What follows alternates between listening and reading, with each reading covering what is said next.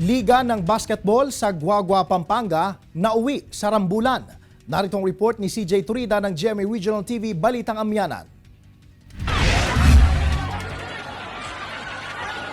Makikita sa amateur video na ito online ang nagkakagulong mga tao matapos umanong mauwi sa Rambulan ang isang basketball game sa covered court ng Barangay San Matias, Guagua, Pampanga. Mahigpit ang labanan sa pagitan ng Barangay Santa Ursula at Barangay San Rafael sa fourth quarter ng laro nang bigla umanong mapikon ang isang player ng Santa Ursula sa isang fan na nag-dirty finger umano sa player habang nag-i-inbound ng bola. Pinatulan daw ng player ang fan ng kabilang team kaya tumindi ang tensyon hanggang sa nauwi na sa suntukan. Pumito ang referee para matigil ang Rambulan. Pero bigla na namang sumugod ng suntok ang isa pang lalaki na pinatulan naman ng kabilang kampo.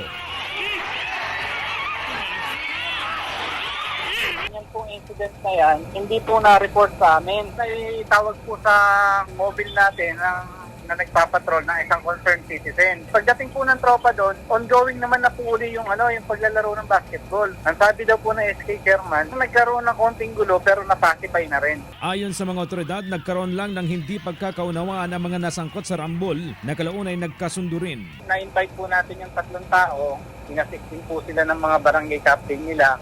Ang sabi po nila, wala naman daw po silang reklamo sa isa't isa. Nagkaayos na po kami, sabi nila. Paalala ng mga otoridad sa mga manlalaro, walang pikunan at maging sport lang sa paglalaro. Ako si CJ Torida para sa GMA Regional TV.